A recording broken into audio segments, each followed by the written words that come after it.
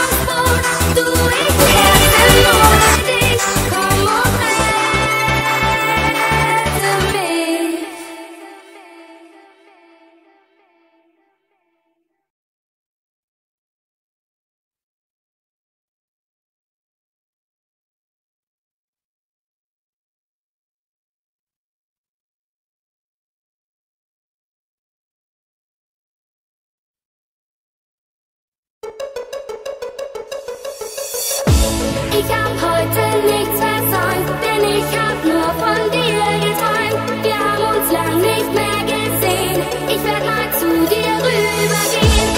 Alles, was ich an dir mag, meines so wie ich es sag. Ich bin total verwirrt, ich werd verrückt, wenn's heute passiert.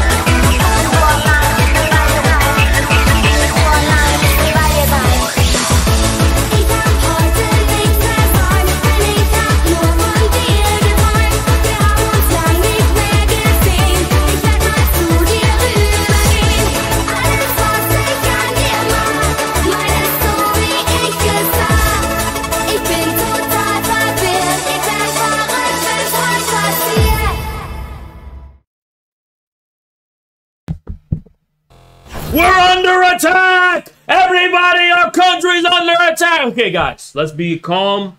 Let's be calm. Thank you, baby. I didn't mean to scare you. Okay, so, see, ladies and gentlemen, that was bad timing. Alright? That was bad timing. So, Trump is indicted. He's going to be arrested. And we all saw this coming. It was announced weeks ago. It was late on arrival. I was wondering where the fuck that happened. Right? And this is unprecedented. Now, I gave a speech yesterday detailing how America's fucking dead. And we're looking at the decline and the end of America as we know it. And we already lost the fucking battle. And this is an example of that. A really illuminating one, right?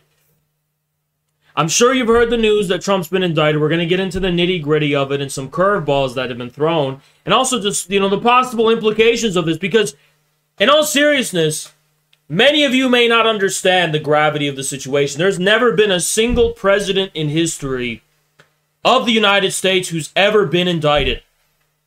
For all the people that say Trump was not a threat to the establishment in any form, name me another president in history who's ever been indicted on criminal charges. There hasn't been a single fucking one. If this was Mexico, if this was China, if this was Russia, if this was El Salvador, as Bukele pointed out, if this was any country that the U.S. globalists were critical of, they would say this is an example of their deficient democratic institutions, and this is an example of authoritarianism. Trump is the symbol of political opposition in America, and they're just, what? They're indicting him on some trumped-up bullshit charges? I hate to fucking break it to you, but America has become a third world country. I am curious of where we're getting this designation that we're an advanced civilized country. Where the fuck does that come from? We're not an advanced country. We're no different than any other banana republic, corrupt third world country. Show me, I mean, go to our major cities. It's a third world, decaying infrastructure. It's very poor. It's in shoddy shape. I mean, I guess Americans have relative access to McDonald's and iPhones. Well, they even have smartphones in third world countries too. This is a third world country. And, you know, my takeaway, just to give you an introduction, is that we have no moral authority ever to talk down to any fucking country when it comes to their democracy. Imagine we go and tell some fucking country, oh, you're not democratic enough. Really? When you're jailing the political opposition? It's never happened in American history. And now it's happening.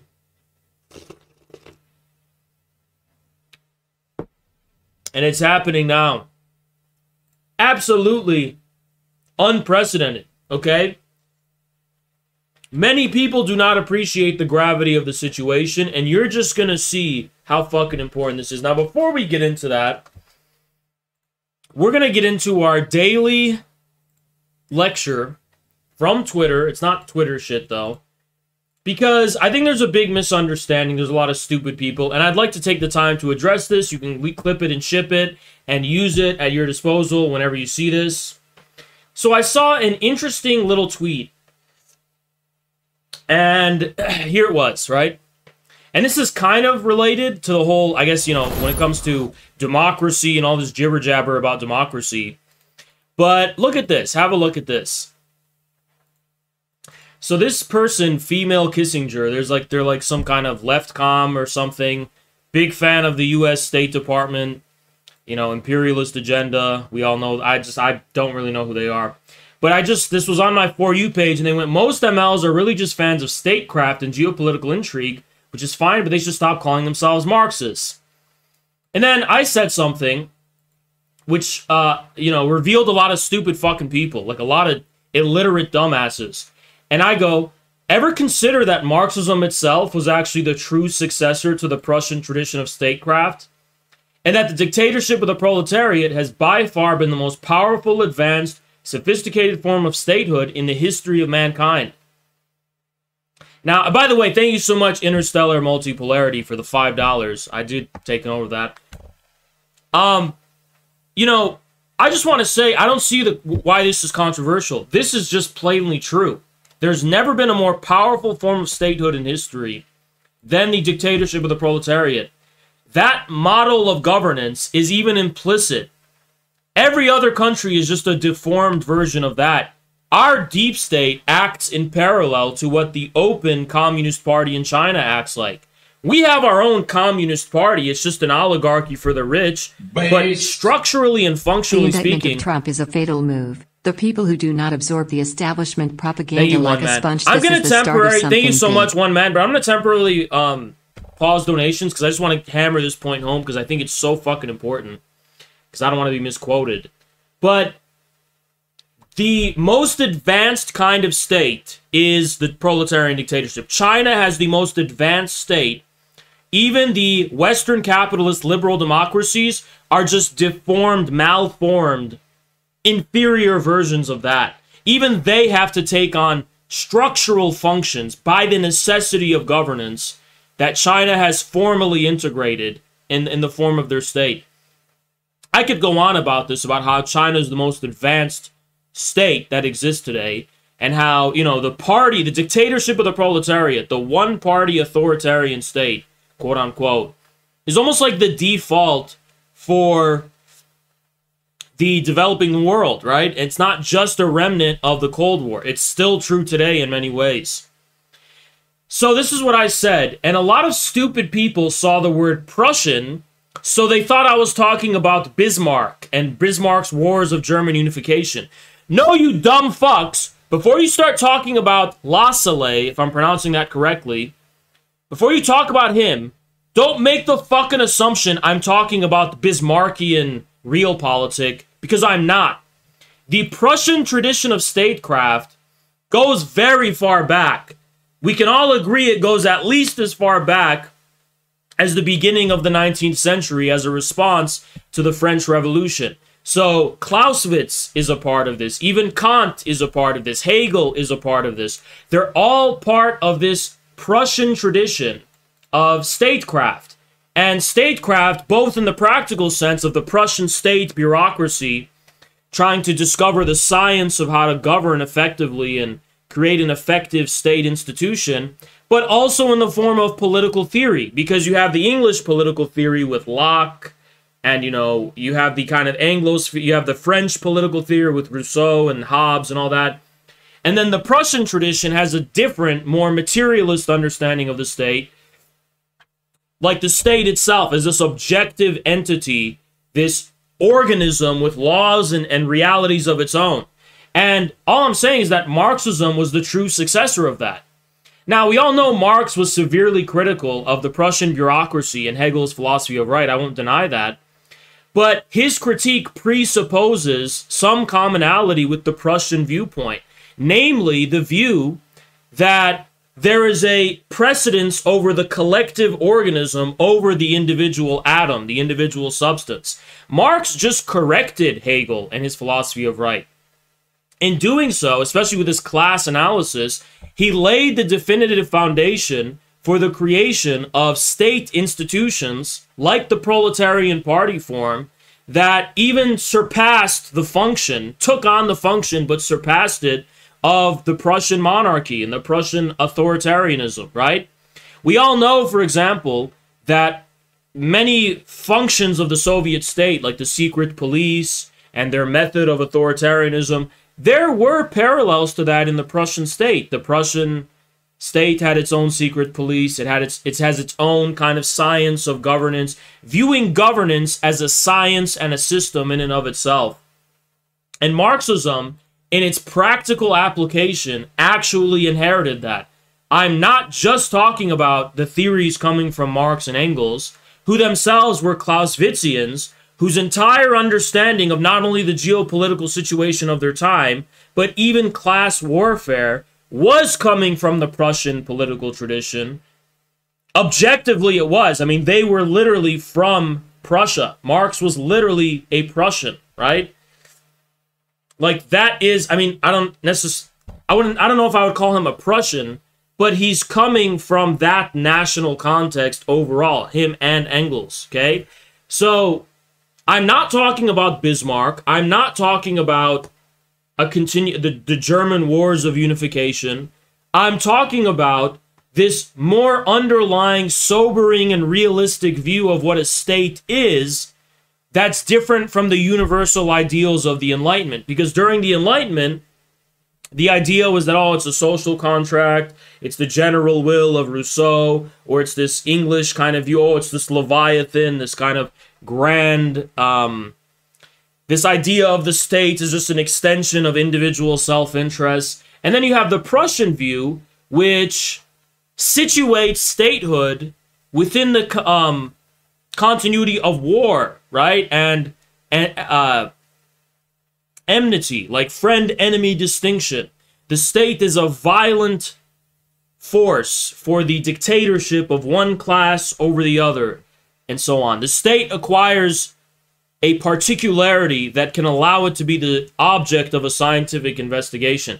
Obviously, Marx did inherit that tradition and never questioned it. It was always implicit in Marx. if you actually read him.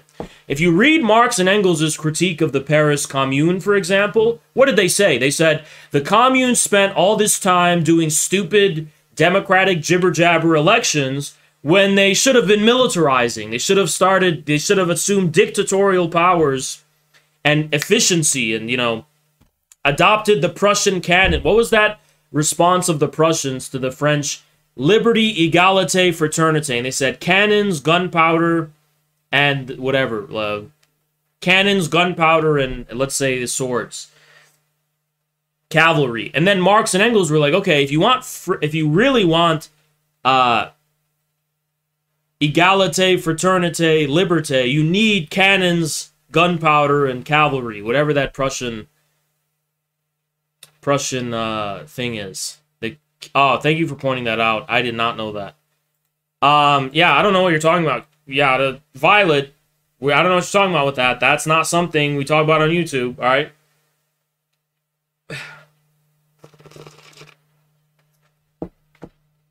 So, none of these people have read Lassalle. These idiot left comms who are saying, oh, this is Lassalle. No, Lassalle was just a eunuch for Bismarck. He was like an advisor and friend to Bismarck. He wasn't actively engaged in any statecraft himself. He wasn't actually some kind of mastermind behind the creation of a completely new state from scratch. That's what the real tradition of statecraft is. Another dumb fuck. By the way, these are all teenagers, probably. They're all like 14 years old. It was like, Haas, this is like the same thing as Kautsky. But what do you mean this is Kautsky's position?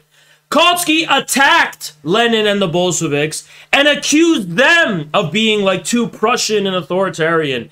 Kautsky was like, oh, the problem is there's a lack of democracy in the Soviet dictatorship. Like, he was coming from that Anglo-liberal tradition.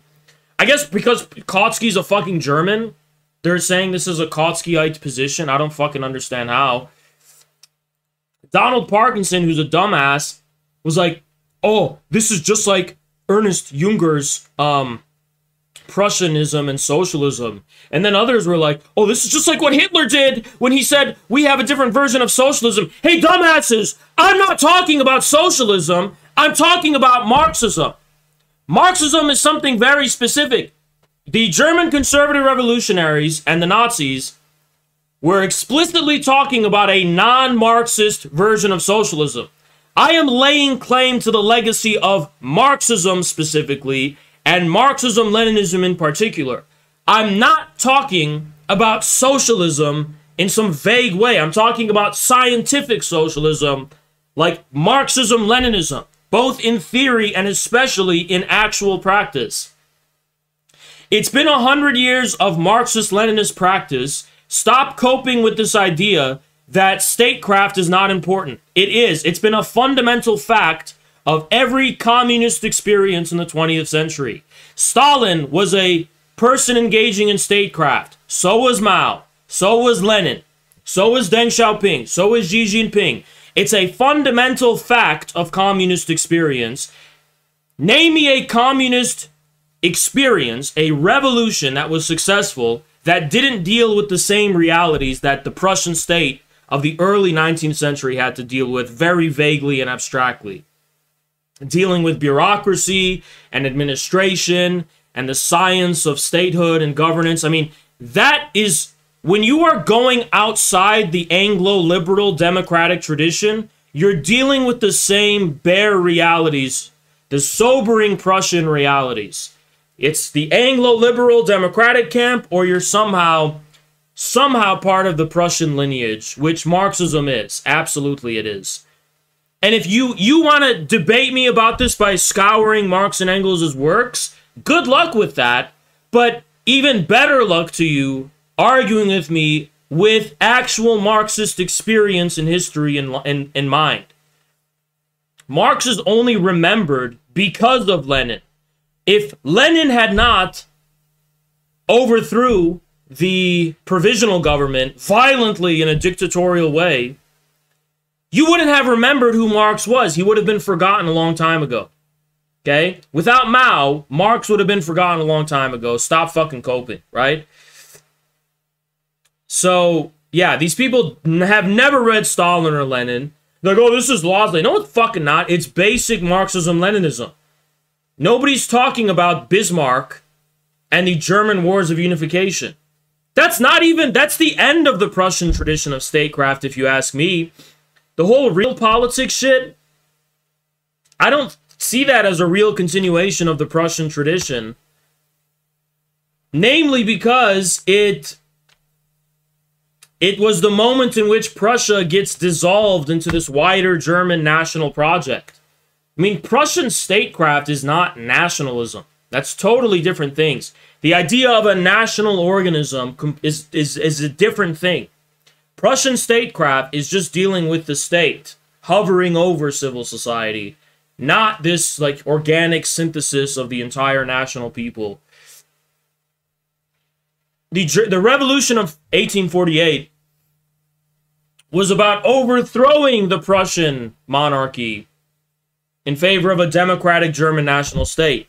So Bismarck, to me, is a continuation of that in many ways. He's engaging in the War of Unification. And the reason, because I have to explain this to these dumb fucking teenage left-com dumb fucks. You are stupid fucking teenagers. Shut your stupid idiot mouth and learn something, you dumb fucks. The reason Lassalle and others looked at Bismarck approvingly is because they thought what he was doing furthered the democratic cause. Lassalle was a social democrat who had a very linear European view of what political progress was. And for him, progress was going from monarchical, autocratic authoritarianism and despotism of absolute monarchy through parliamentarism to some new form of democracy. And the wars of unification were perceived by many German socialists as doing what 1848 couldn't, laying the groundwork for a democratic state, and then after the democratic state, the socialist state can take off. Lassalle was not defending Bismarck because he thought Bismarck was a socialist. He was doing it almost as a liberal himself. Lassalle thought Bismarck, with his Kulturkampf, was fighting against the feudal elements, and he was laying the groundwork for liberal democracy. Now, why that's different, I don't care how to pronounce it, why that's different from Leninism is because Lenin is a post-democrat. Lenin is dealing with a situation after the triumph of victorious liberal democracy, something that Lassalle never was able to experience. It's when Lenin and the Bolsheviks destroy the provisional government and disband the parliamentary constituent assembly that they enter territory that no one could have anticipated before. It's not like Lassalle, I don't know how to fucking say it. I don't. I've never said it in my life. I've read it for like a decade, and I've never heard anyone say it. Okay, so shut the fuck up.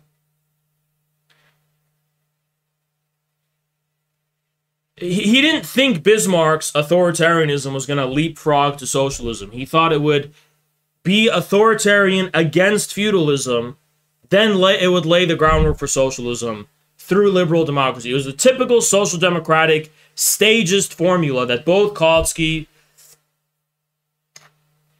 and Lassalle, is that how you pronounce it?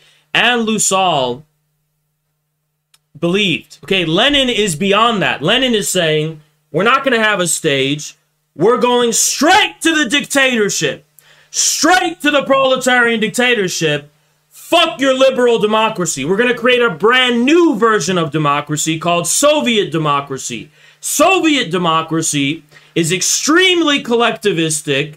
It has no regard for absolute individual rights at all. It is completely illiberal, Soviet democracy. It's completely different kind of democracy than what's coming from the parliamentarian Anglo-Saxon liberal tradition.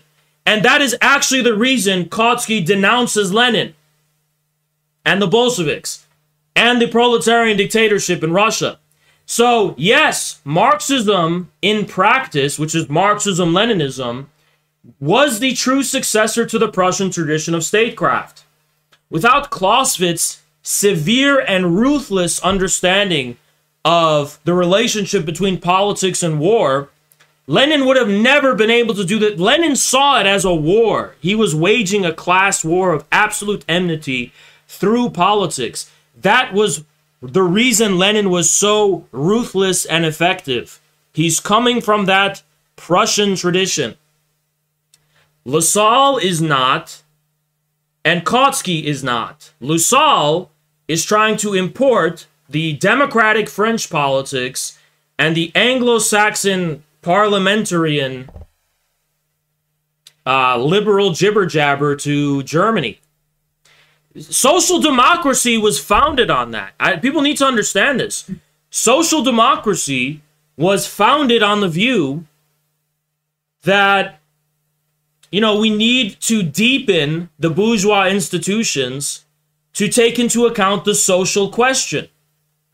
Lassalle is trying to have Kautsky embrace the social question to strengthen the bourgeois institutions, the liberal, the democratic institutions, such as the freedom of the press, right? The Social Democratic Party was for a long time banned under Bismarck, right?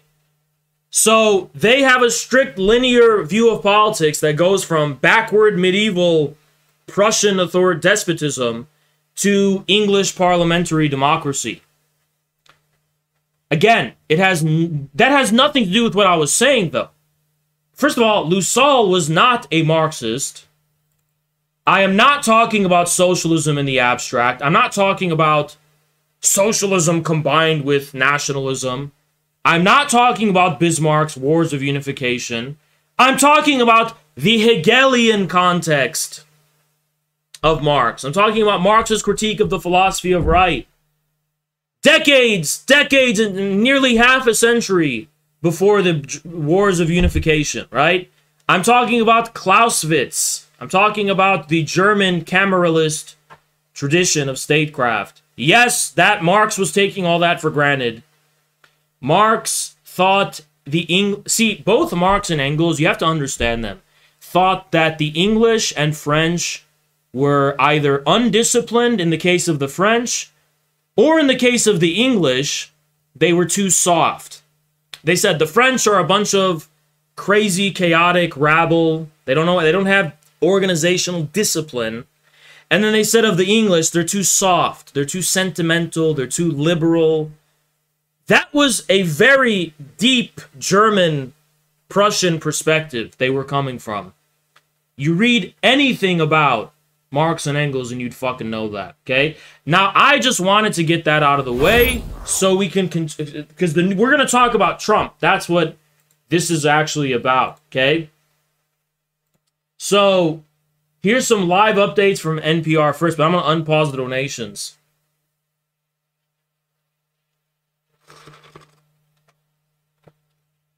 Based. Thank you so much, Violet. Kit chat is overlaid over the YouTube chat and it's bothering me. Walla, can you fix it? I just fixed it. Based. Thank you so much, Chris Mafia. By debating a new PDF file named something like Mr. Materialism every week, you've made a big contribution, but bigger things await you. Any advice for a gorilla going through it, RM?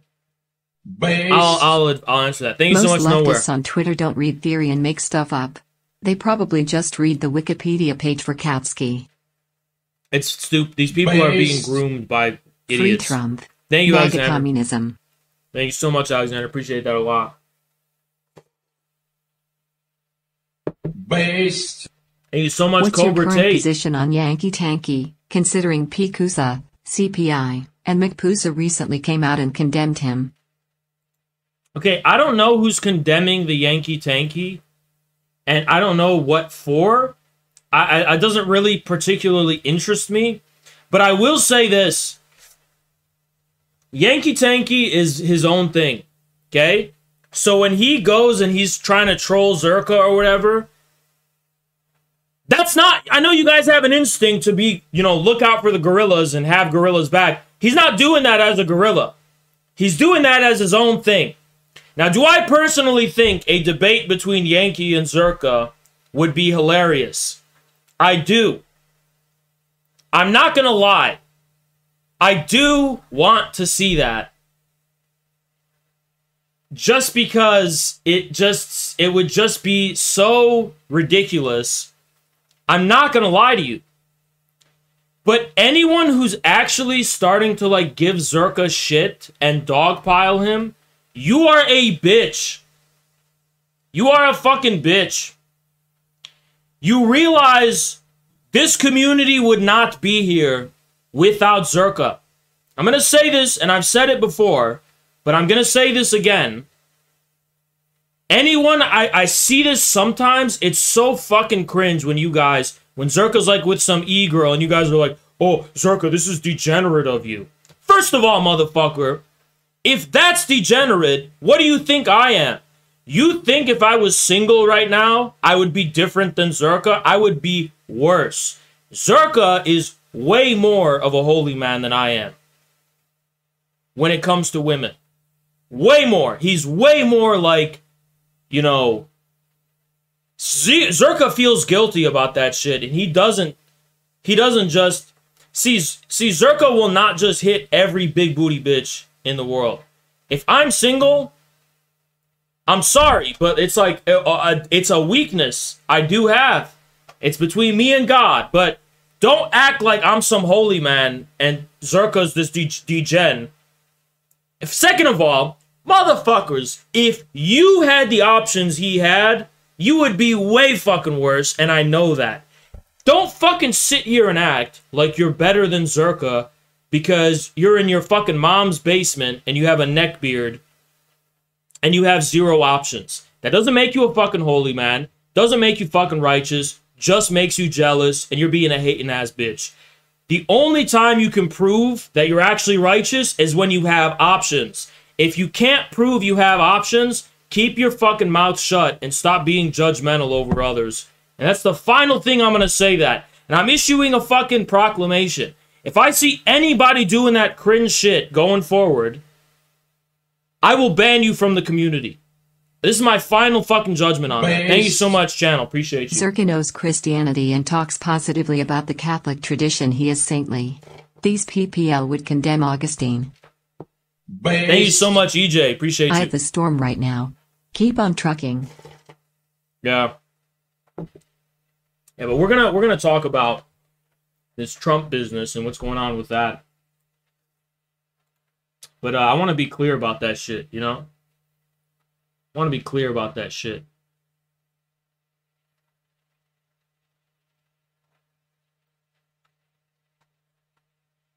Okay? So, now we can get into the news business. Talk about that. After so long and so many delays. Okay? Oh, and by the way, there was someone who asked me, any advice for someone who's going through it right now? Now, I don't know what you're going through, but I'll tell you this. You may be going through it. You may be going through it, but you are falling in a direction, whether you like it or not. So the question you have to ask yourself is, are you going to take responsibility for the direction you're headed in right now? Or are you going to pretend like you're above it? Because you're not above it, I promise you. You are orienting in a specific direction right now in your life. Time is passing, and you're making a statement, and you're taking a position, whether you like it or not. So are you going to fucking man up and take responsibility? Or are you going to dwell in an impossible world of depression? It's fake. You're dwelling in a plane of existence that's not real. And it's making you lose touch with the reality you're in now. Depression's fucking dangerous. I'll tell you why depression is dangerous. When you're depressed, you lose your senses. If your mother's in danger, you just get numb. Oh, I don't know. That's what depression fucking does to you. You need to realize you have to be responsibility for where you are here and now. And when you're on the toilet by yourself, I give you the right to be depressed. Base. Thank you so much, one man. I know, well, I have not options, so I can't talk lol anyway. I'm sure Zerka is a good dude. Everyone makes He mistakes. is. We just gotta be better than take it yesterday. from me, he's a good dude. Okay? Base. Thank you so much, Oha. S-400 just shot down Israeli jet in Syria. How close are we to World War III in your opinion? I don't know, but that's... I'm laughing about something else. Sorry, YouTube. Anyway, let me tell you guys something. Okay? You're going through it. I give you permission to be depressed on the toilet. When you're sitting alone in your room and you have time to take a break from work, I give you the right to mope and be depressed. I don't give you a right to neglect your duties and your work. If you're a fucking man, it's not personal. It's really not. As men, when our depression crosses the threshold where we're starting to neglect our duties, you're becoming a woman at that point. You're losing your manhood itself. Keep your fucking manhood and keep on trucking. Keep on going. You don't have to be happy. No one cares if you're fucking happy. Do what you're born to fucking do. Your happiness is not important. Being a man is more important than being happy. If you're sad and depressed, save it for when you're on the shitter by yourself, and it's not going to affect anyone around you negatively or yourself. You know, sometimes I'm fucking depressed. Base. Thank you so much, Not Azazel. Take responsibility? No, I am not paying child sub. Oh, that's tough. Listen. Base. Thank you so much, channel. Saint Francis had women in front of him just like Zerka and resisted the temptations. I'm seeing parallels. Dude, you know what? When did people become... Why did people stop being bros? Are you gonna pretend like you wouldn't be happy around these kinds of women? If you're single and ready to mingle and you're not living in Afghanistan, I mean, are you gonna... Why can't you guys just be hypocritical a little bit and look the other way and be like, good for you, bro. You know what I mean? Why can't you do that? Why do you gotta be on this bitch shit where you're gonna start giving sermons and making it theological and shit? I mean, look, nobody's perfect. It's just like, I don't get where this hating ass energy comes from. I don't get where that hating ass energy comes from, honestly. It's like, if you're out here, unless you're doing all of the holy things, first of all, if you are a complete holy man, you're not knocking on others in the first place because you're violating your own religious commandments. I have to say this. There's a difference between being degenerate and the struggle of man. Degeneracy is when you're a furry. Thank you so much, RIP. Appreciate you. I'm not above responsibility. I'm at the gym. I'm gonna stop being a stand profile. Someone I love is in danger, but I'm gonna do something about it. Based. Thank you so much, Chris. The latest shade thrown at Zerka's glasses behavior. We in this grind together. Is glasses behavior. It is. Thank you so much, Arwell. I appreciate that. Someone I love is in danger, but I'm gonna do something about it. And that's good. Do something about it. That's what you got. That's what we like to hear, okay? I think men are being told too much that, you know, you gotta be... If you're depressed, you should go talk to a therapist or some shit. You know what? I'm sorry, but it's like, I just feel like it's not that deep. I feel like talk to a therapist when you're on the shitter and you have no more duties to attend. When you have duties to attend, who fucking cares if you're happy or not?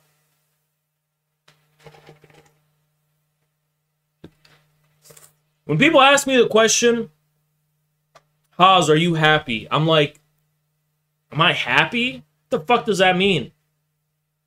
Am I doing the right path? That's what fucking matters. Alright? When I'm constipated, I'm not happy. When I got diarrhea and I have the endless wipe, I'm not happy.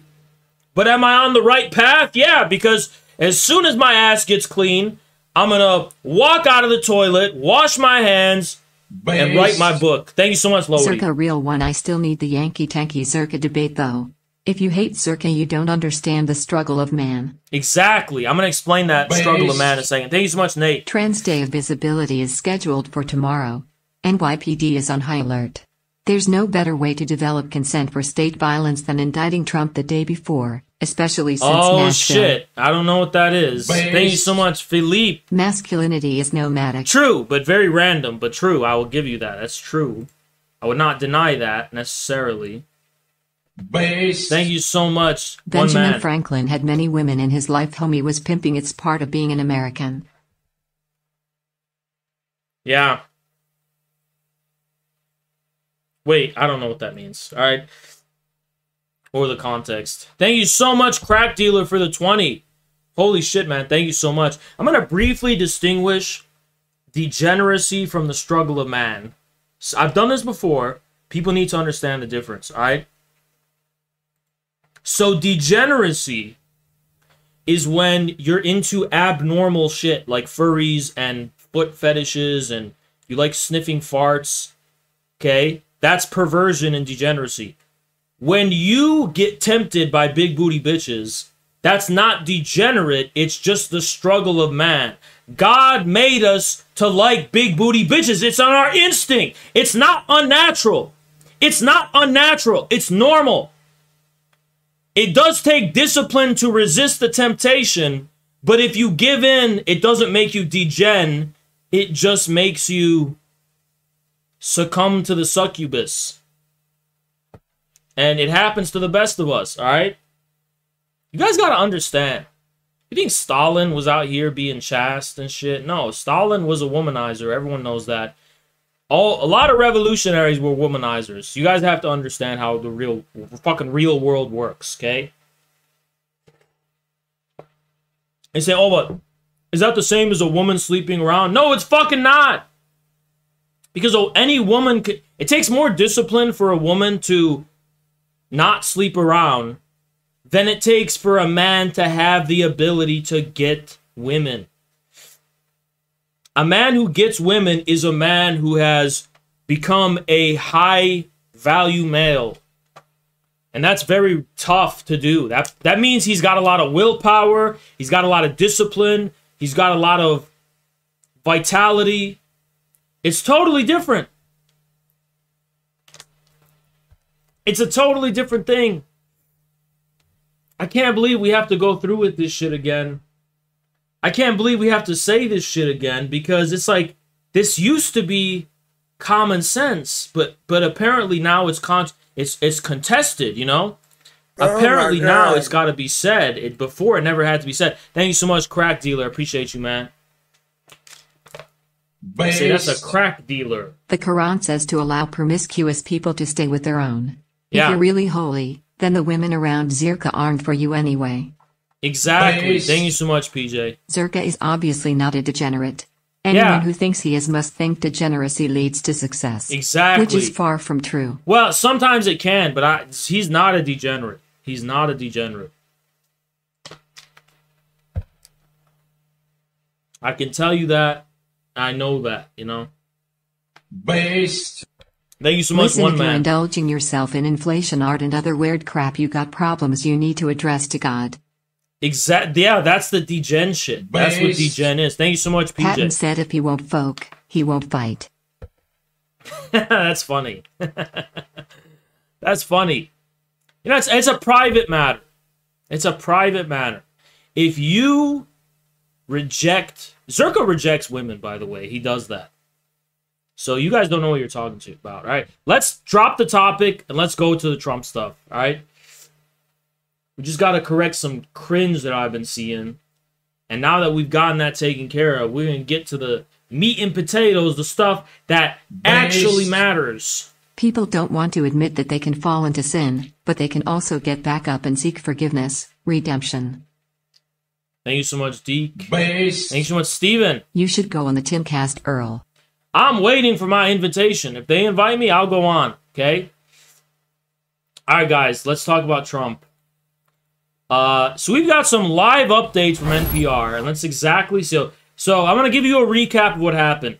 He's asked to surrender after Manhattan grand jury indicts him for hush money payments. This is technically not what's going on.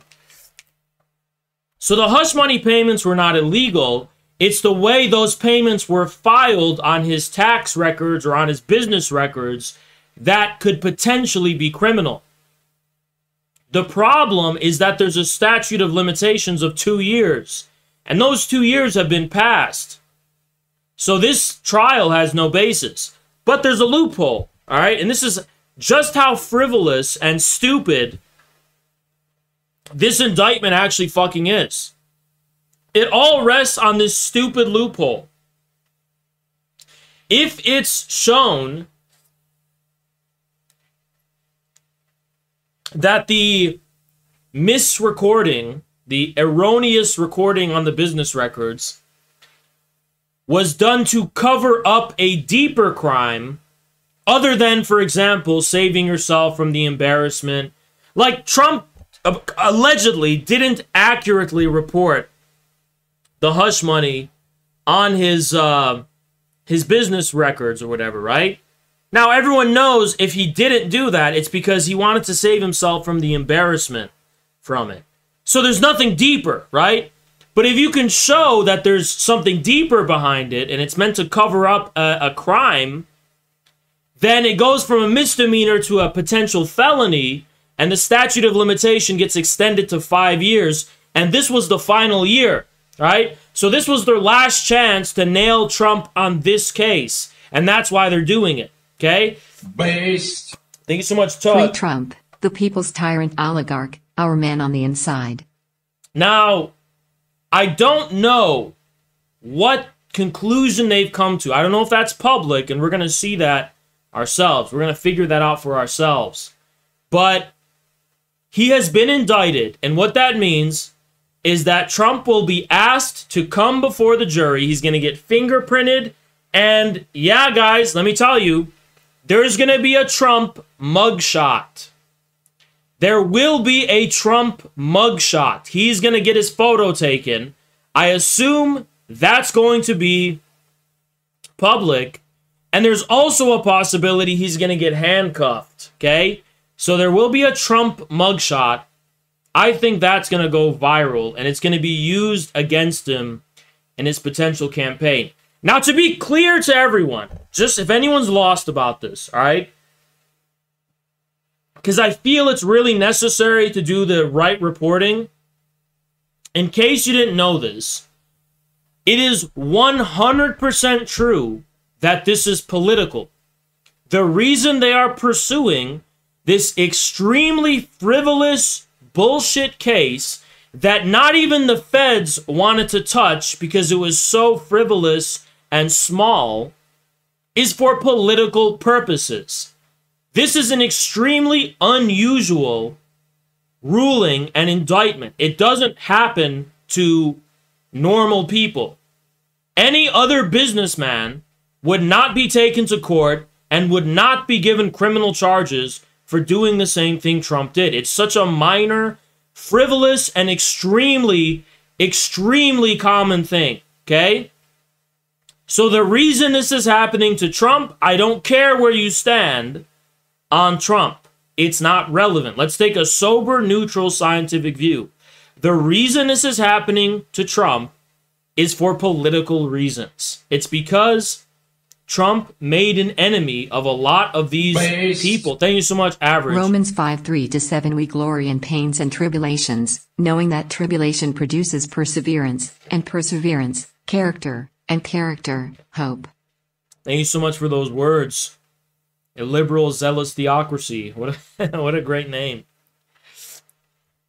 But it isn't a matter of objective fact that this is happening for political reasons. I would love anyone to contest that, by the way. There's no angle you can look at this and say, no, this is just because Trump committed crimes. This crime is almost never, ever. Thank you so much, Black Pack. We will midjourney that mugshot and flip the script on those liberals. They WLLL be hoisted by their own petard. I don't know what a petard is. I don't know what but can I start saying petard? Or is that not allowed? It sounds like Peter Griffin. Petarded. Anyway, this is objectively political, okay? Again, if you knew how minor and small what they're trying to charge him for was, you would understand beyond any reasonable doubt this is like just objectively just political, okay? There's a lot of liberals who'll be like, yup, it's political, and I'm glad for it.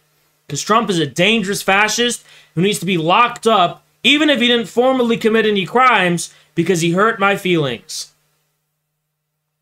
So Alan Bragg is some Democrat shitlib who hates Trump, and he's like a Soros guy. He's apparently involved with Soros. So this is the charge. Again, according to common law, falsifying business records has a statute of limitations of up to 2 years. Only when the falsification of the business records is done for purposes of concealing a greater crime does it get to 5 years. DeSantis Thank you so much, refusing to Lodi. extradite Trump must be a part of the deception elites want to endear DeSantis to MAGA and siphon votes. I have that lined up as something we're going to cover, but yeah, DeSantis is claiming that he's going to refuse any extradition of Trump to New York. Obviously, he has no choice. If DeSantis wants to have a chance at winning the primary, he needs to win Trump supporters. Trump supporters are outraged at this ruling. And if DeSantis doesn't act against it, he has no chance of winning Trump supporters, which is his goal. So it is part of the DeSantis deception. Now, the extent to which DeSantis is working with the same forces behind the indictment, I'm not sure. So it's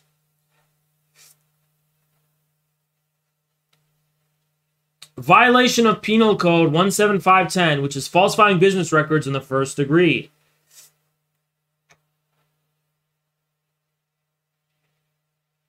It's not as serious. It's quite serious. No, it's fucking not. Okay? It's really not. It's pretty much common practice for everyone in the U.S.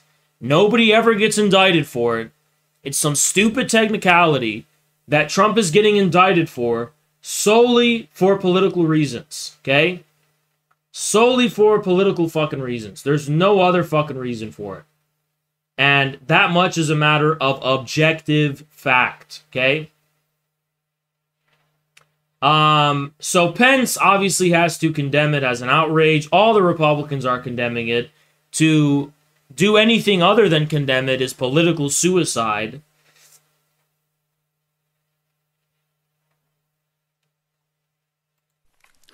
The charges that Trump is likely dealing with have to do with falsification of records. Now, a lot of people are wondering what kind of punishment former President Trump could face from something like this. It's not all clear yet because we don't know what the charges even are at this point, because the indictment remains under seal. But you have a couple things that are going on here. Number one, the business falsifying records to cover up these payments. A lot of people are also talking about the fact that this case is not even the most serious case that he's facing. He's facing 3 other cases, 2 federal, one that has to do with the January 6th insurrection and his role in that, and one out of Georgia that has to do, again, with his lies after the presidential election and his pressure campaign to try to get them to overturn the results there. And Republicans right now are still pretty much having Trump's back. Trump is digging in, and he's absolutely going to continue to run for president, calling this a witch hunt, and his base looks like it's firmly behind him.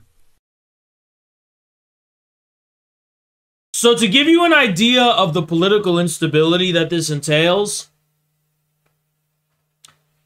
it's basically if Trump gets charged on all these other counts that they're, especially the Jan 6 shit they're going for, you are talking about the conditions that could very easily, provoke an actual formal civil war. Like, you are talking about civil war level division of a complete rejection of federal law and common law, right? On political grounds, because they are being politicized. And this may very well be, I don't want to exaggerate, but I need people to understand the gravity of the situation.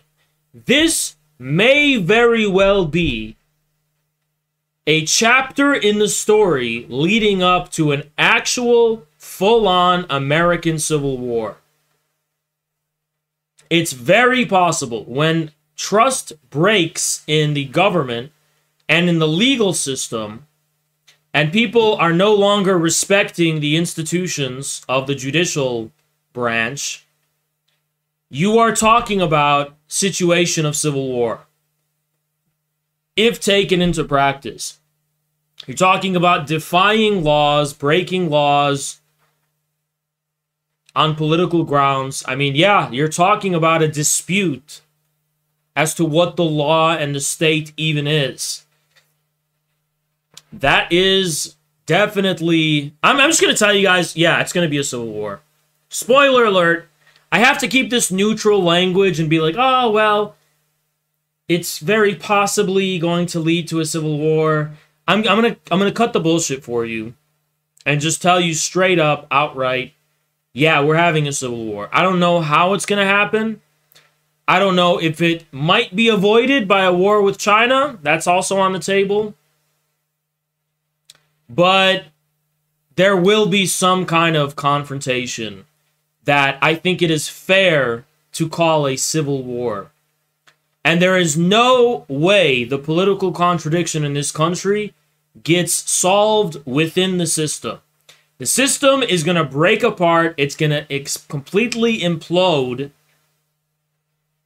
And I think with a civil war will come a warlord era of some kind. I don't see two factions going at it. I don't see it like the South versus the North. I see it as a breakdown of law and order. Something which is already a reality in many parts of America. Go to downtown Los Angeles. Go to New York. Go to downtown Seattle, for all it matters. Go to Detroit. And there's a complete breakdown of law and order. Now, why won't that just be extended to other vast swaths of America? It will, okay? Guys, you have to go to these urban centers in America. Like, again, downtown LA is an example I like to use because I see it firsthand. The police won't even fucking go there. Like, they don't even... The police are out of there, right? Detroit. You think the police even go to these Detroit neighborhoods? Hell no. They have to have private bounty hunters and shit go in there. So, you're looking at a nationwide breakdown of law and order that's probably on the horizon. That is a civil war. It's a Liberia-style civil war, is what we're going to be dealing with, I think. That's my prediction, is that it's going to be like Liberia. Not so much two regular armies like the North and the South, as in the last Civil War. In this case, it's going to be America shattering into a million pieces. Maybe there's going to be a veneer of a federal government authority, but it will not have universal jurisdiction. There's going to be a lot of no-go zones, and there's going to be a lot of just anarchic territories. Thank you so much, PJ. I don't think enough of the military would fight the people. The red states would just leave, and no one could stop them. And that's what I think. You're going to see this breakdown of military authority. You want to know what America's going to become? Afghanistan. Yeah, the military is going to have their drones. I mean, even in Pakistan, they just drone people all the time. So you're going to be in rural Idaho or something, in the hills, and every week or so, someone's going to get droned by the U.S. federal government. But it's like, it's going to be this state of war. And they're not going to be sending troops on the ground there to fight guerrilla warfare. It's going to be this, like, protracted state. Yeah, it'll be kind of like Mexico. That's a good example. Based. Thank you, In one the man. words of Senator Armstrong from Metal Gear, in my new America, people will kill and die for what they believe, not for money, not for oil. I mean, in a way, but it's... Thank Can you, I Chris. be Warlord Buck Naked? Yeah, there's going to be a lot. We already have that. Just go to Chaz or downtown Seattle, and you'll see plenty of that. But, you know, what I'm trying to say here is that this is a very realistic scenario. Because a lot of people think, oh, there's not going to be a civil war. That's fantastical. There already is a civil war. Because we're not talking about the North versus South, two, like, forces neatly defined. We're talking about a general state of breakdown of law and order where, you know, we're going to have an Afghanistanization of rural America where the government just won't fucking go there. They're not going to send their troops there. They're not going to send their people there. They'll send drones in and they'll just fuck with people that way. But see, here in America, let me tell you how the Civil War will happen. So in downtown Los Angeles and Detroit and all these New York, you really see that the police, which is the law of the land statewide, they don't have universal authority. It's very obvious. A lot of neighborhoods in Detroit, it's like, nope, the police are not the highest law of the land. They're very limited in their resources. They don't have universal authority, right? We still have this illusion that the federal government has universal authority, right? Because they can use at the state level, you can use the National Guard, but the federal government can deploy the FBI and the ATF, and it's this omnipresent universal authority everywhere in America, right? Nope. You're going to start seeing the federal government stretched thin in its ability to exert authority in this country. So it's not so much that it's going to be like two giant armies fighting each other. It's more going to be like the federal government is going to be stretched thin, just like the Detroit police in its neighborhoods, except across the country and all these flyover states. Like, it's not going to be able to exercise unilateral and universal authority. There's no longer going to be this veneer of this universal authority of the feds. If you go to some caves in Afghanistan or Pakistan, it's like, does America have universal authority? No. Yeah, even when the troops were occupying Afghanistan, it's like, no, they don't. The troops are in this place in Kabul, but, you know, as long as I'm in these mountains or whatever, yeah, they drone us every other week, but they don't come here. This is no man's land. These troops don't fucking come here, right? They don't have authority here. So it's kind of, it's really like Mexico, right? With the cartels in Mexico. So that's what's in store for America. That's my prediction. There is a coming American Civil War. What this is doing, a lot of stupid liberals like Joe Dumbfuck Sims is like, oh yeah, it's an end to MAGA. The government got Trump and they're finally putting Trump behind bars. Okay, when the law puts Trump behind bars, that means nobody's going to respect the law anymore. It doesn't mean people are going to ditch Trump. If you didn't know this, half of this country is more loyal to Trump than they are to the law. So all that is, you're not hurting Trump. You're just hurting the government. You're hurting the law. You're hurting the sanctity of the judicial system. You're not hurting Trump. You're hurting the legitimacy of your own government. And people need to understand that. You're just hurting the legitimacy of the government, not Trump. MAGA is not going anywhere. MAGA is not going to dissolve from this. They are going to... Nobody is going to go down easy. If you put Trump... If the feds, for example, go after Trump, and the federal government tries to indict Trump, there's going to be a breakdown in the authority of the federal government. There's not going to be a, oh, we're over MAGA, pack your bags and go home. Let's just be normal Republicans now. Nope. You cannot put what Trump took out of the box back in the box. It's not going anywhere. You can't put this back in the box. It's not going anywhere. Okay? So this is here to stay. Forever. Forever. Okay? And it's not going anywhere. And people need to start realizing that fast. You know, because there's liberals celebrating this like idiots. The law is not going to be the highest authority of the land if this happens. I promise you. Just like the Detroit Police Department gets stretched thin, the federal government can get stretched thin too. It doesn't have unlimited resources and it's not all powerful. Even their drone technologies can get stretched in. Look at Afghanistan, Pakistan, and the Middle East. They don't have universal authority. Okay? And PSL is probably celebrating this. I have to explain this to you. In a civil war circumstance, you want to know what happens to... Thank you so much, PJ. My state will be just fine. I don't care what happens to the Baal worshippers in NY. Thank you so much, PJ. I have to explain this to the idiot leftists. So if you're in the PSL or CPUSA and you're cheering this on, I have some news for you.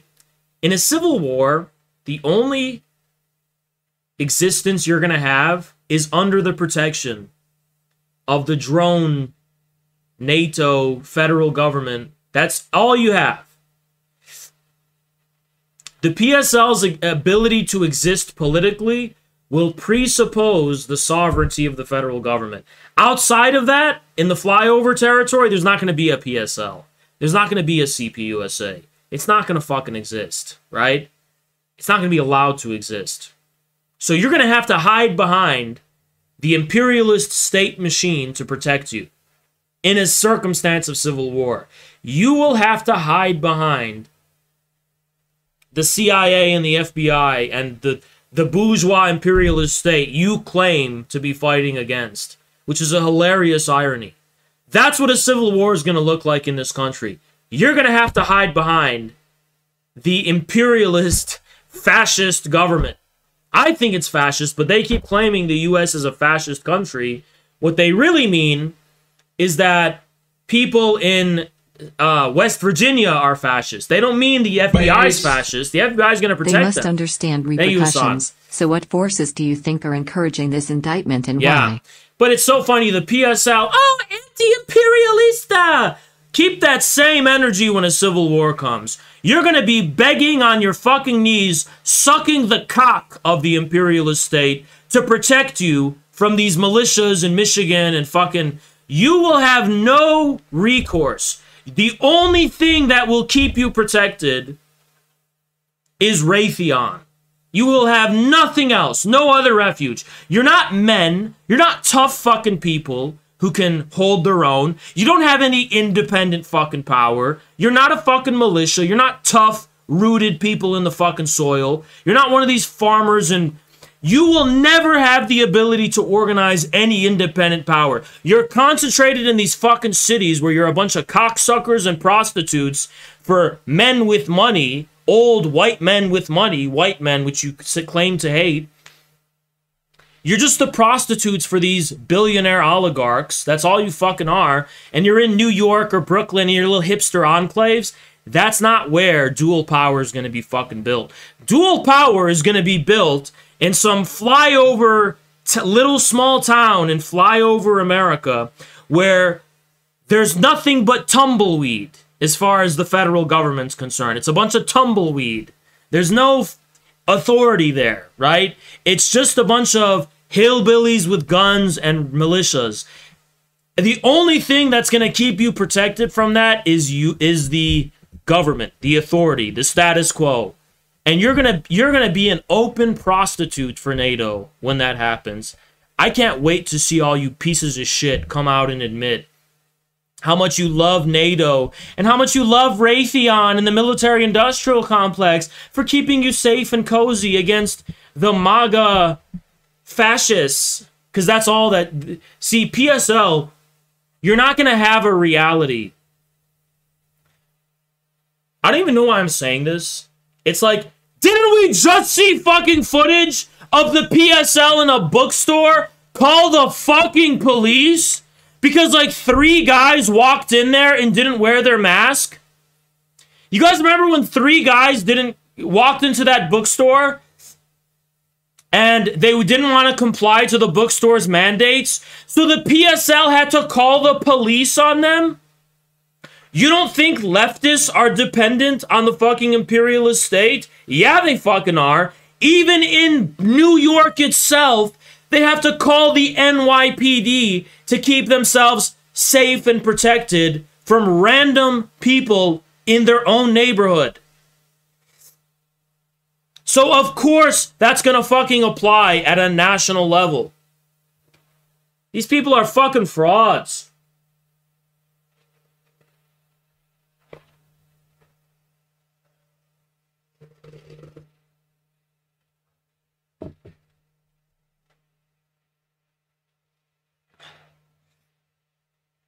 It's like you're either with the government or you're not. The left is with the government. Pretty simple. Most MAGA people, you know, wouldn't do anything bad. Yeah, I know, but it's just like things escalate, dude. Because the federal government doesn't like being told it has finite power. It likes to feel like it's God. So the minute it starts feeling insecure in MAGA country, they're going full ATF. They're going full wacko. They're going full Ruby Ridge. And that leads to escalations, okay? Look what happened in J6. Look how insecure they felt during J6. And, oh my God, like, do you see the indictments of J6 and how harsh those were? There's a reason for that. And that's escalation. And one thing leads to another. And before you fucking know it, it's a full-blown civil war. Thank you so much, One Man Army. I think Florida will be fine. We got so many people with guns here, it's nuts. Yeah, but why do you think they're trying to take those away? And you think about it. When you really think about it, you think the elites are stupid? They know all this shit I'm telling you. Why do you think they want to take the First Amendment, the Second Amendment away? There's a reason for that, and it's not going to be long before they really make their push to do that. A federal ban on assault weapons? What if they pass that? What happens when people don't comply with that? You know what I mean? If they could do it, they would have already. The reason you don't have a federal ban on assault weapons, they can't do it because they know if they actually go forward with that ban, it's going to be civil war. Nobody's going to comply with it.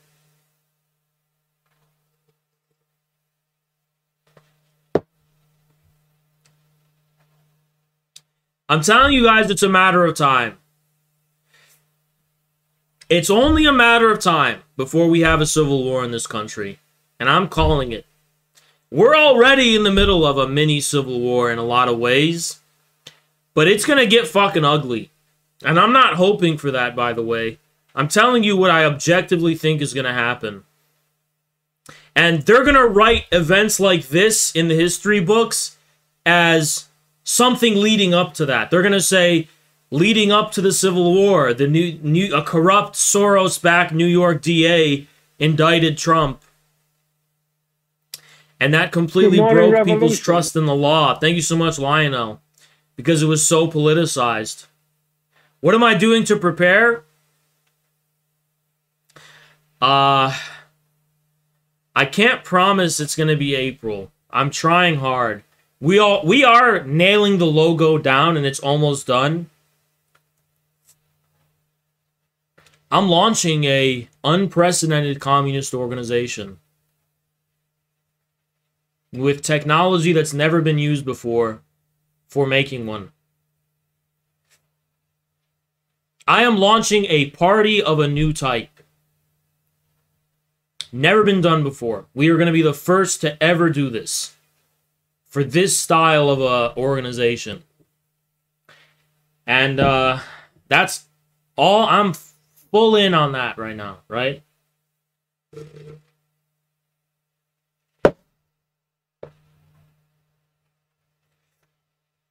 And I'm trying to build something that will outlive me by a lot. If I get exiled to Timbuktu, it'll still be around. Like, I'm building it, and then you won't even need me anymore. That's what I'm hoping for.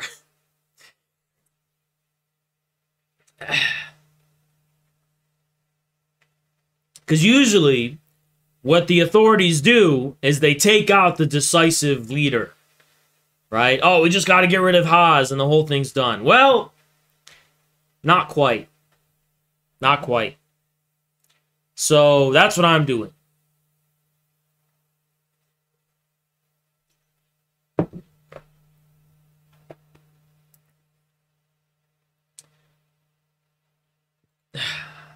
Based. I have been trying to ask you if I can help build the technology for the party. I know you already have people doing stuff, but I want to help. So, we're doing the logo now. I think the logo is just about done, but I need more opinions. I really need opinions for the logo. Like, I'm gonna go ask probably my parents sometime soon. Be like, what do you think of this? Which one looks better? We've narrowed it down to 3. 3 possible logos. And I'm trying to... And it's a very simple logo. And you're going to see it, and you're going to be like, that simple? And I'm like, yeah, it took a long time to get to that. Like, it had to be perfect, you know? But it's not anything Baroque or elaborate. It just takes a long time to get it really nailed down in something perfect. You could stand by it and you could fight for it, right? What Donald Trump's indictment reveals. A grand jury has reportedly indicted Trump on criminal charges stemming from his role. See, the media says this to deceive people because it sounds dirty and scandalous when you mention the porn star. This isn't about the porn star. It's about falsifying business records. This is not illegal. Paying money to Stormy Daniels to keep her mouth shut isn't illegal.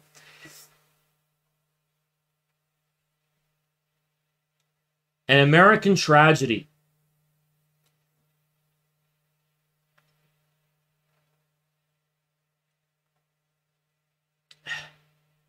This is a bunch of jibber jabber.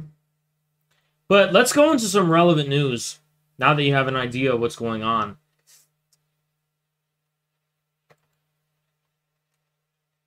Ron DeSantis says he will refuse any extradition request after Trump indictment because of the questionable circumstances. Again, DeSantis' entire strategy, I'm gonna 2 levels of this. 1, the entire strategy of DeSantis is winning MAGA voters. Thank you so much, Steven. You also need secondary logos for things like vehicles. Oh, don't worry about that. So, there's basically 2 prongs. 1, DeSantis in particular, his entire strategy is siphoning the working class, blue-collar, MAGA vote over to himself. Not possible if you allow New York to take Trump from Florida. They will never forgive you. You had no chance with them. So, not because he's a principled person, not because he believes in anything he's doing, purely because he's calculating that he has to do this, is he going to refuse a extradition request? Supposedly, by the way, right? The second prong is that every Republican politician, almost nearly every Republican politician, all the way to the most shamelessly, openly establishment ones like Lindsey Graham, have to condemn this. They have to condemn this because at this point, it's a litmus test of who the Republican electorate even is. Doesn't matter how pro or anti-Trump the Republican electorate is, all of them don't like this, okay? So it's political suicide to not speak out against this. So that's why all these establishment swamp monsters are opening their mouths, even like Mike Pence. Not because they don't want this to happen. They're probably behind the scenes culpable in it. It's because they have no other choice. Otherwise, it's political suicide, right? A lot of these people are only getting elected because of Trump. That's why soy boys like Soy Bastion Gorkuk have to pretend to be MAGA. What political existence does this neocon Soy Bastion Gorkuk have outside of MAGA? He has no other ability to have any presence or existence at all. So he's not MAGA, but he has to pretend to be to stay relevant. Attention homeowners, check this out. Clean water is just a click away. Clean water is just a click away with these new whole home water. It's fucking scary.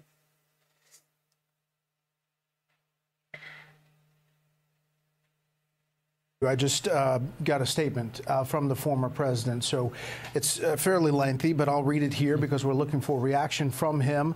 We'll put up some pictures of him as I read this. This is a statement by Donald J. Trump, 45th President of the United States of America. This is political persecution. I wonder and who election whispered in Trump's ears interference to at the let a highest glowing level. British agent like Gorka serve as a deputy assistant to him during his presidency, _anti-NATO. Based. If Thank you so Trump much. has to stay in Thank you Florida so much, to be BJ. safe, then he can't get elected. That's what they think. Yep. Yep. True. That's a good point, in actually. history. From the time I came down the golden escalator at Trump Tower, and even before I was sworn in as your president of the United States, the radical left Democrats, the enemy of the hard-working men and women of this country, have been engaged in a witch hunt to destroy the Make America Great Again movement. You remember it just like I do. Russia, Russia, Russia, the Mueller hoax, Ukraine, Ukraine, Ukraine.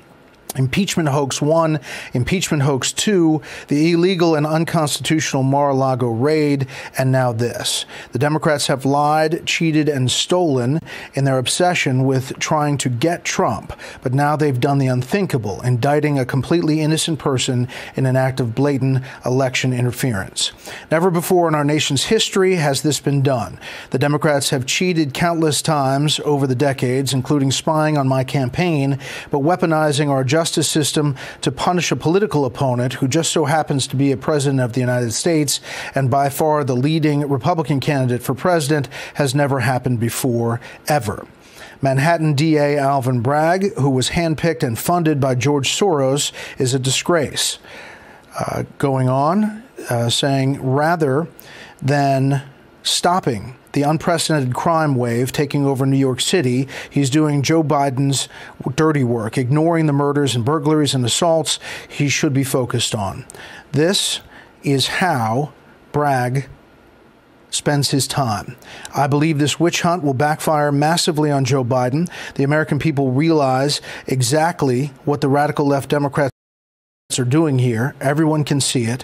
So our movement and our party, united and strong, will first defeat Alvin Bragg, and then we will defeat Joe Biden, and we are going to throw every last one of these crooked Democrats out of office so we can make America great again. Again, that is a complete statement from Donald J. Trump, former president of the United States, on this day when the former president becomes the first former president, current, former, sitting, to be charged with a crime. According to law enforcement sources, the indictment was filed this afternoon, late this afternoon, by the Manhattan District Attorney's Office and prosecutors in that office after a grand jury vote.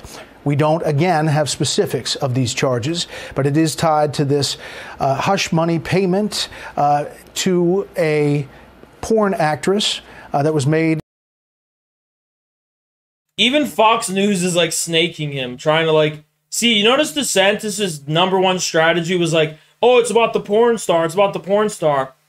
And they're trying to basically make Trump look like shit. Even Fox News is doing it. Anyone who says Fox is pro-Trump, fucking wrong, okay?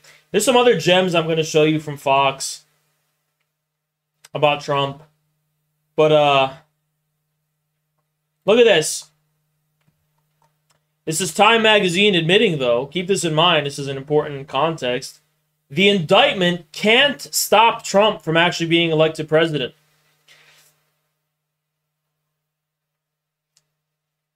These charges won't disqualify him from the presidency because there's no constitutional bar on a felon running for office. If you know something, guys, get this. I believe, I could be wrong, Eugene Debs ran for office from jail, got about 1 million votes. Am I wrong about the number of votes while he was in jail? But during World War I, Eugene Debs was charged for sedition, so they threw him in jail, violating his First Amendment rights because of what he said during World War I, right? So he ran for office, he ran for president from jail. He got 1 million votes. By the way, they put Eugene Debs in jail for the same reason they're doing it to Trump. Because he's a political enemy of the ruling class. If you're MAGA, learn about Eugene Debs, because none of this shit is new. They've been doing this since forever. The whole fucking system is bullshit. If you believe there's a rule of law in this country, you got to study history, because there's really not. Based. Thank The you, Chris. president is not legitimate concept has escalated in kind for 20 plus Yeah. years. Now every American president will be indicted forever. True, but I'm glad that half of this country can now be exposed to the reality of the injustice that put Debs in jail. Eugene Debs avenged a century later.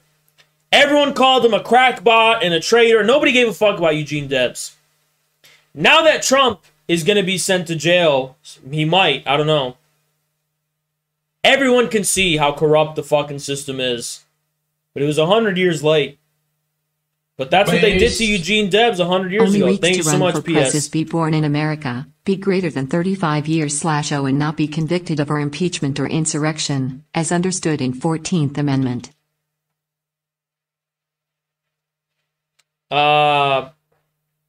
He did get impeached, though. I don't know what you mean.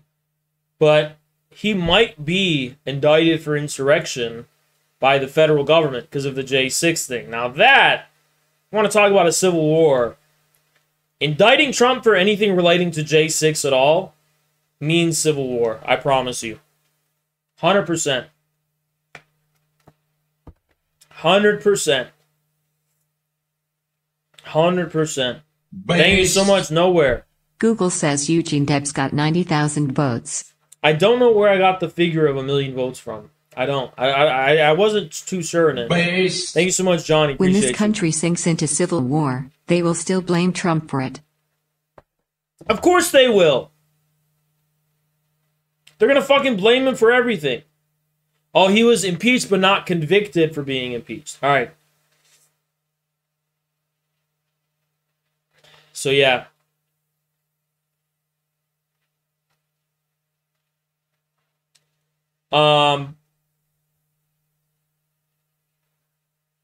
You can run for office from jail like Eugene Debs did. And I think Trump would have a really good fighting chance if he did that. I do. Oh my god, they mentioned LaRouche, our puppet master. Holy shit.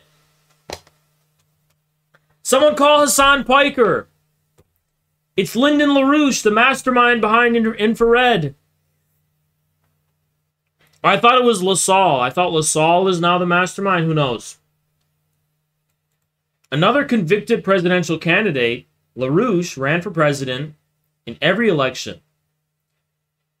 Look what they call him. Fuck you. A fringe candidate who embraced conspiracy theories. What was Russiagate, dumbass? What is a conspiracy theory? Thanks so much, Harold. Eugene Debs got 1 million votes. Google is lying. Yeah, I think he got 1 million. I've always heard that talking point. Dude, LaRouche embraced conspiracy theories because he was based. Name one conspiracy theory. See, every LaRouchian conspiracy theory has some basis in fact. I don't agree with all of them, but they're all... They do all, like, they're all onto something. You know what I mean? All of them. LaRouche uses conspiracies as a hermeneutic device to illustrate his conceptual dispositions. Thank you so much, Hashtag W11. mega communism. LaRouche will be like, there's an ancient war between the Venetian banking class and the Commonwealth tendency or whatever. Really not so much to assert a conspiracy theory, but to, in a very creative way that I am quite fond of actually, flesh out his own conceptual commitments. You know, it's like he's illustrating to you his understanding of... He has this Manichaean worldview to illustrate his own position. his own concepts. It's just like how Hegel uses history. Based. Not really Hegel. In the Thank you so much, 1920 Cigars. presidential election, Debs received a total of 913,693 votes, that's what I thought. which was about That's what I 3.4% thought. of the popular vote. That's what I remember. About 1 million votes. Yeah.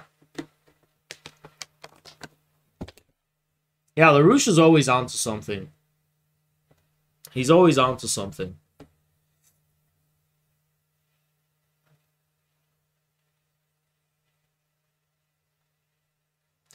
LaRouche kind of is fleshing out the dialectic of history, but he's presenting it in a Manichean way where there's a good guy and there's a bad guy, which I don't necessarily agree with all the time. Like when LaRouche opposes Rome to Carthage. Not a fan of that. I like Carthage, but I also like Rome in some ways, right? And I think it's a dialectic, and I don't like to take sides. You know? It's all part of one synthesis, but I don't know, that's just me. Anyway. Was convicted of tax and mail fraud. Shout out LaRouche for getting a shout out, though. LaRouche is the mastermind behind the infrared webcast. Him, alongside Nicholas Land and Alexander Dugin, and the guy LaSalle, single-handedly created the Infrared Collective through, you know, the alien UFO FBI front meant to stop true leftism from flourishing. Thanks to Infrared's efforts, America's not having a communist revolution. It's all thanks to us. We would have been living in communism by now. Leftists are so effective and strong. It's we stopped it from happening. Before Infrared, you know, like, we were on the cusp of total communist take revolution, right? Government was about to collapse on its knees. The Austin Red Guards, they were about to overthrow the whole state of Texas, okay? The DSA, it was all going great. Like, Bernie was winning. AOC was breaking all the glass ceilings. Then infrared haze came to the scene, and then suddenly it paralyzed the communist movement, ruining everything. Ruining everything. If it wasn't for infrared haze, like, so many, we would be living in luxury gay space communism. And it's such a shame. Hayes is such an enemy. It's all his fault. It's all his fault.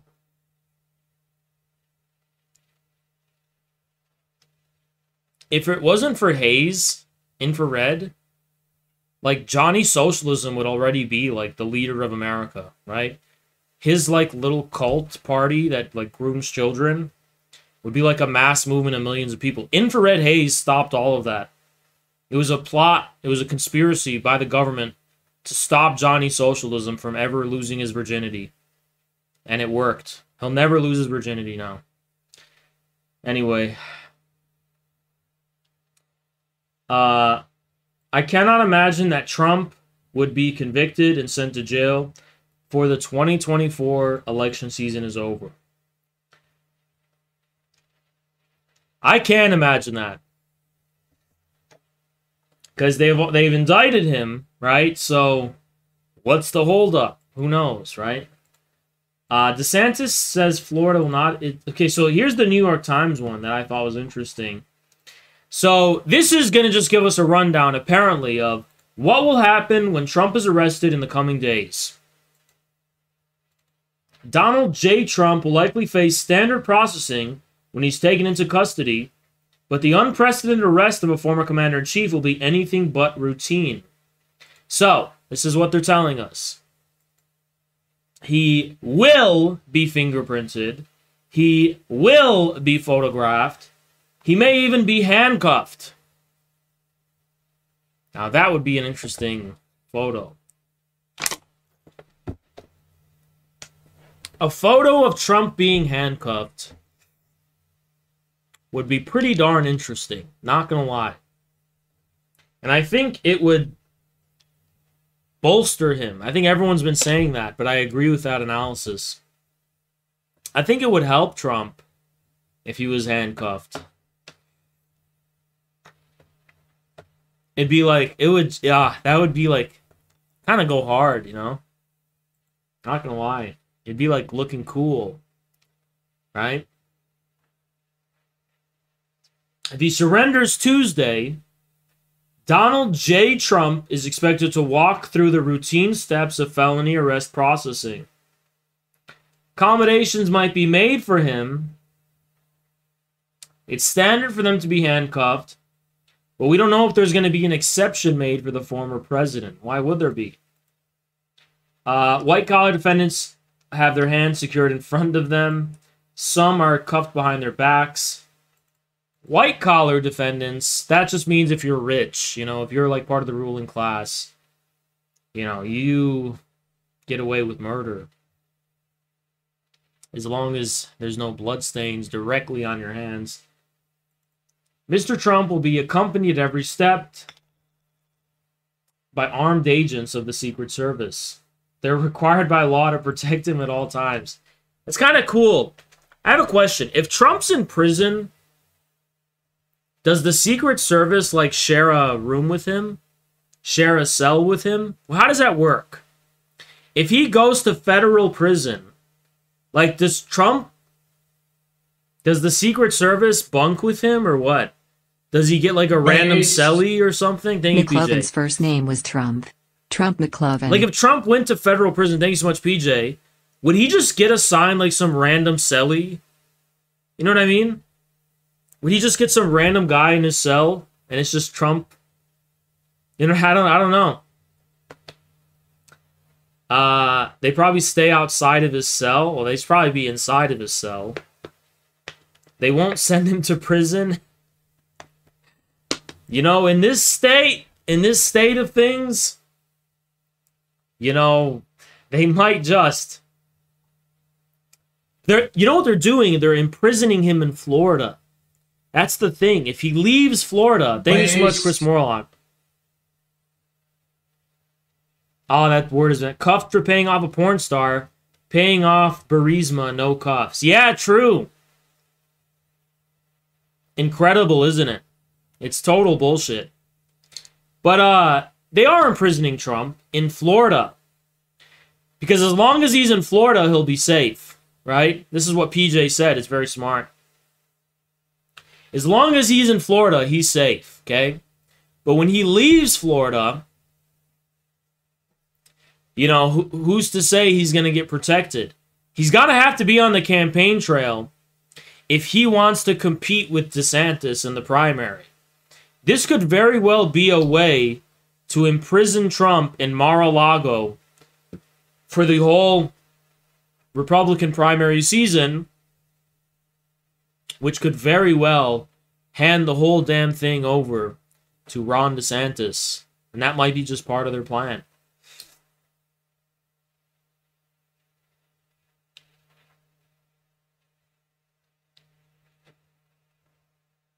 He's going to be arraigned on Tuesday.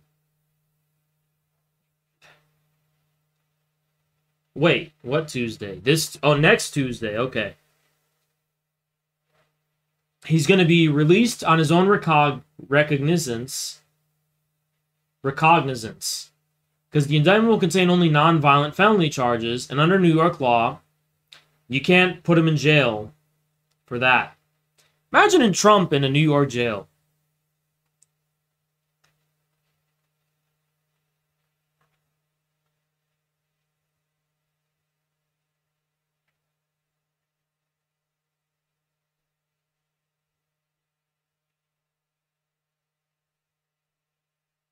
I don't think Trump is going to refuse to surrender, but if he does, that would be a good way to keep him locked up in Florida. And by the way, this refusal of an extradition request to another state is pretty unprecedented. And just, yeah, it does speak to the breakdown of this United States, you know? And there is a coming civil war, that much is clear. If the New York prosecutors were actually seeking Mr. Trump's extradition, and Mr. DeSantis attempted to protect his Republican rival, he could possibly face legal action himself.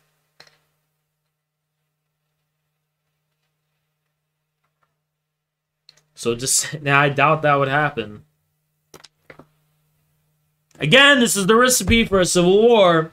There's people that are conflicting over things within the system. The system can't tolerate it. Thank you so much, Cloud. Chris Rock arresting Trump would be like arresting Tupac. It's gonna sell more records. It's gonna do more than that, okay? When I say this Civil War stuff, I'm not sensationalizing anything. I am telling you the hard truth. We are headed for a fucking civil war. Now, to give you I just gave a speech yesterday to fight against some of the MAGA cope. But look at Trump himself. Look at this headline. Our country is dead. The fuck? At the same time that I released my stream yesterday, I said the same thing. America's dead. It's already lost. And Trump agrees. Let me ask. See what he says. He says something that, let me guess, Sean Hannity's not going to like what he says. Let me ask you this. You talked about age, so let's forget age. Nikki Haley, she's running for president, suggested if you're over 75, a cognitive test. Well, I've already taken it. I do it. I do it again. You do it again. I went to Ronnie Jackson, who was the great guy, about it. White House doctor, now congressman, former admiral, fantastic. Would you do it again? Oh, I do it now. But I think I'd take it a step further. I don't think it's an age thing. I think a person running for president, you could even say running for certain offices if you want to know the truth. Now, I don't know if it's constitutional, because people would say it's not constitutional. But I would say that if you could do it, but I'd like to see it for anybody running for president. I think somebody from running for president taking a cognitive test, you know, they do it in China, but it's done a different way. They have a caste system, and the smartest person gets to the top. Trump is literally telling Sean Hannity that China's system is better than America's. He's praising China's system. You love to see it. See? All you MAGA people say, why are you a communist? What do you praise? Trump is doing it himself. He's praising China like I praise China. Okay? You know, Trump understands. This is our KGB agent, Comrade Trump. Understands that the dictatorship of the proletariat is the most advanced political form of statehood in the history of mankind. And Trump might secretly be a communist. Who knows? Who knows? You know, he's always trying to slip in some pro-China, pro-Russia stuff. Every opportunity he gets, he does it, right? Where he can get away with it. And, you know. Interesting. Interesting stuff. I'm glad they don't have it for talk show hosts and the media people and people in the press. You've proven yourself at the highest level you can. All right, some fun questions. We're going to just change pace a little bit. Just a few of them, not many. Sure. Should Biden replace Kamala Harris? He's going to have a hard time doing so. A big percentage of his party will fight him on it. It's hard to believe, but they will fight him. Okay. I think he's going to have a very hard time doing it. What does Donald Trump miss the most about being president?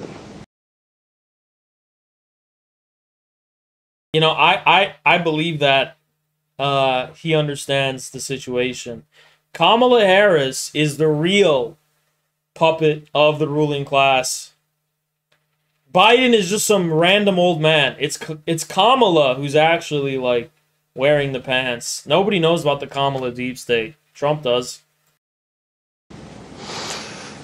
That I could do so much. I'll give you an example. when I said I could fix this war in Ukraine in 24 hours, but you can only do it from the presidential seat. You can't do it. Let's say he sent me over as an emissary. You can't do it.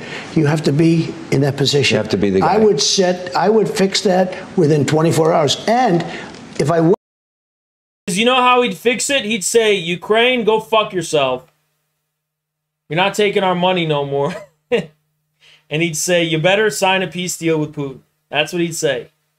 And it'd be beautiful. Not going to lie. When, before I get into the office, I will have that war settled. 100% sure. Mm-hmm. And everything I said has turned out to be right. You know, it has turned out to be right. So you have a great life now. You know, besides other than the being legal investigated issues. by every prosecutor in America. You know, if I fly over a Democrat state, right, you're prosecuted. I jokingly say, but if I fly over, I get prosecuted by. I have to go to a grand jury the next morning. Putting that aside, I would say Donald J. Trump has a great life in Florida, in Mar-a-Lago, plays golf, has golf courses. You play with. I know people that have played with you. Some of the most famous and best golfers of all time have played with you. Why give all that up to make this next run? Why? Because I think our country is dead. We're a failing nation, and I think we're going to fail completely. We're a nation in decline. I say it during. It's like even Trump is saying it. The same shit I said, but these stupid people in the Twitter space are like, no, China's knocking over. No, America's great. No, America's fucking dead. And he can see it. Everyone can fucking see it. This is literally what I told you yesterday. I used the term. It's a horrible term. Hey, Sean Hannity here. Hey. It's what I told you. It's what I've been fucking telling you, okay? All right, joining us now. I've been telling you this same shit. Let me see. Before we watch this, is Tucker talking about this? Tucker Carlson. Is he talking about this? He is. Let's see what Tucker has to say. Good evening and welcome to Tucker Carlson Tonight. A Fox News alert. American politics was Thank you so much, Black Pack. Appreciate you so much. Thrown into complete chaos. Perhaps Patriotic bourgeoisie energy. It's even more just like common sense, you know? Permanently about... Oh, the fucking Patreon Q&A. I'm doing that tomorrow. Actually, can I do it tomorrow? I don't know. Fuck. We'll have a special one, I promise, okay? If not tomorrow, then Saturday for sure. I'm going to try tonight to post it and just tell me... You know what? Did I post the last one or did I forget to? No shot I forgot to post the last one. I did. Did I?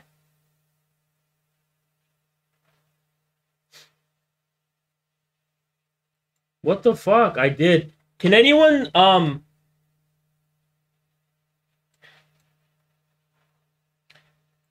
Oh, it was February 23rd. Okay, let me find it. I'm gonna just post it now. Let me find the live stream from February 23rd.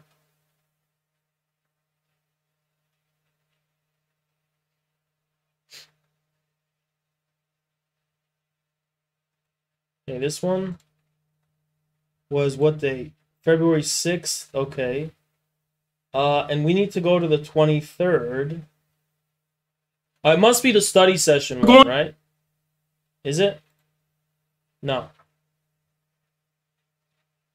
Oh, wait. Yeah. That was the one. Okay.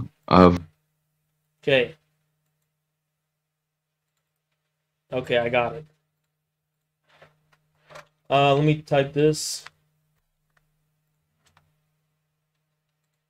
Let me put this in right now. If I don't do it now, I'll never fucking do it. You know? Video.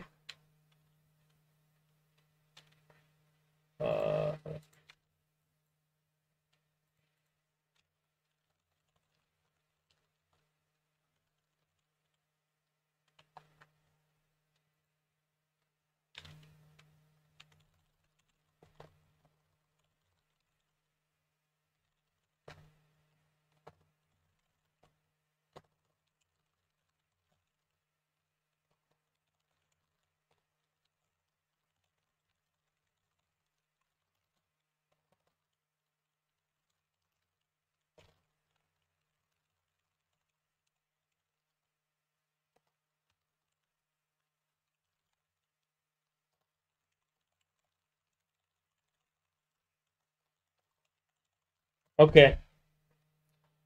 All right. I'll post that one. I'll give you guys a few days.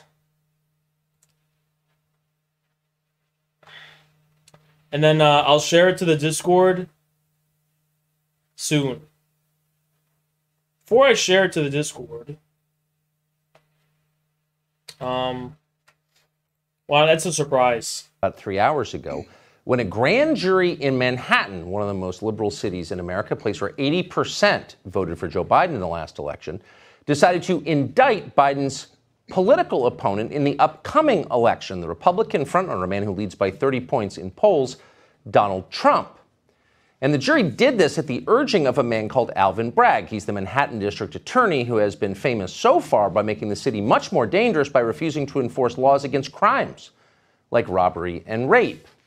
Now, we don't know at this hour what the indictment says. We don't know specifically what the charges are, but previous news reports suggest they will emanate from an alleged payment 7 years ago, a payment that we'll probably do the study session Saturday, I think. Regulators said violated Saturday. No law, but that Alvin Bragg apparently believes is a crime. Either way, the net result is Donald Trump is the first former president of the United States ever to be indicted. So no matter what happens next, we can be certain there is no coming back from this moment. There could be retaliation from red states. The governor of Florida has already said, Ron DeSantis has already issued a statement saying that he will not participate in any extradition of Donald Trump to New York. That's apparently scheduled for next week. As you can probably tell, we're not certain of the full outlines of the story, but we know this moment is a historic one. Subscribe to... All right.